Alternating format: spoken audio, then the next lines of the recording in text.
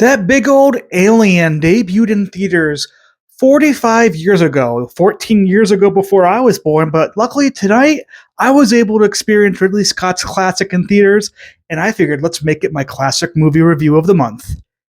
Let's try to survive this guy before he gets all of us killed.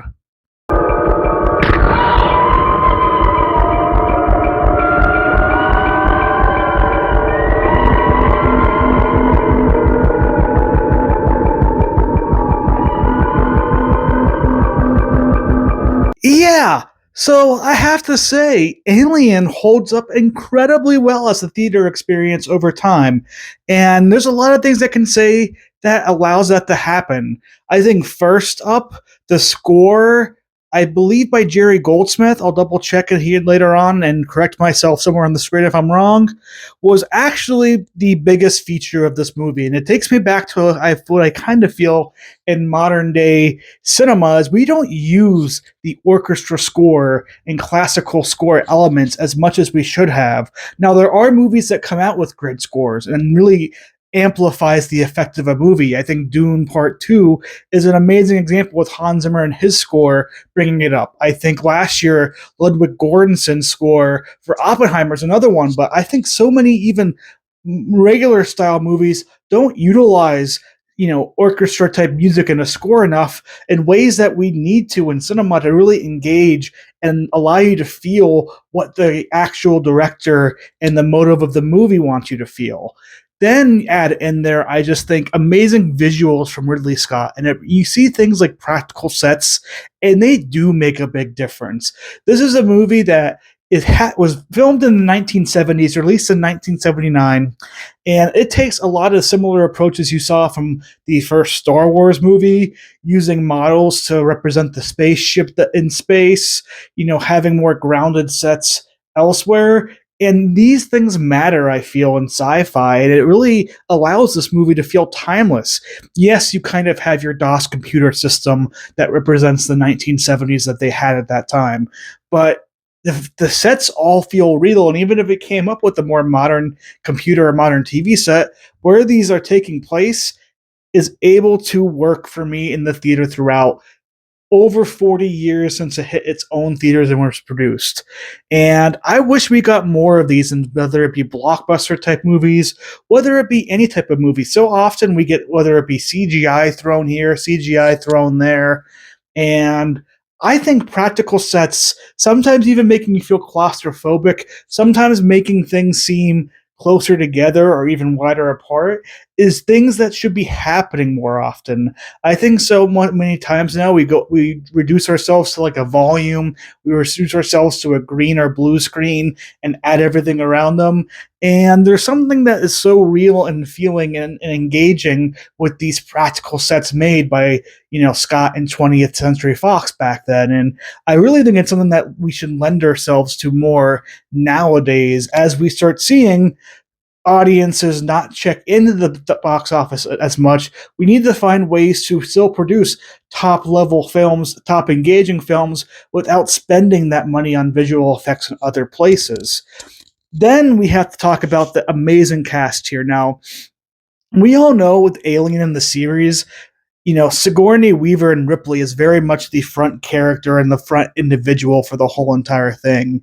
And you do get a lot of Sigourney Weaver in this movie, but she isn't introduced as a lead character up front. She's somebody who, as Ripley, works her way into the role. And a lot of this movie, in the beginning of the movie, balances a lot on Tom Skerritt as Dallas, and even the whole crew as a whole, and kind of the side adventure that are on their journey back to Earth.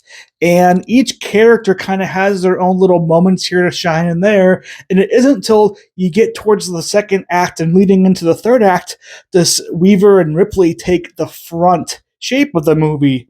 And I'll be honest, Sigourney Weaver owns every scene she's in. So when she gets to the point where she becomes that leader, it feels natural. It feels like she is the star of the movie. And, when she survives as the only, crew member in there, it is a well-earned survival. She's the smartest of the crew that we see. She is the most ambitious member of the crew, in my opinion, in some ways. And overall, I just love the way Ripley is written, because with so many movies nowadays, sometimes the person who ends up being the main star of a movie is presented that way in the very, very beginning, and we follow their journey, and that can help. But I do like the idea of having this cast. And when you first watch this movie, you could think, Tom Skerritt could be the star. You can think John Hurt's character could end up being the star. But it's as each one gets picked off in their own different ways, do we end up with Ripley as that star? And it's not like this forced narrative of like, oh, she's the clear protagonist. No, they're all their individual type protagonist, antagonist type people. And it isn't until the movie moves forward and we get towards the second and third acts does it become very clear who the lead protagonist and the person the audience is supposed to latch onto the most takes present. And I like that. I can't imagine, going into the theater in 1979 and experiencing that and, having that feeling. I think it's one thing that just works well for a lot of movies when you don't necessarily follow just one individual. You let the whole entire cast get their moments and roles, and then eventually work yourself into that individual lead where we feel comfortable enough that we know the character. So many movies try to put so much on a character in the beginning, and you don't get to know them and you don't feel them enough, so they don't hold their weight throughout. That wasn't the case with Alien here. And as a horror movie goes, this might not live up into the standards of a bunch of jump scares, but with the score in there, with the setting and the cinematography done in this movie, the direction of Sir Ridley Scott, this has great horror elements throughout.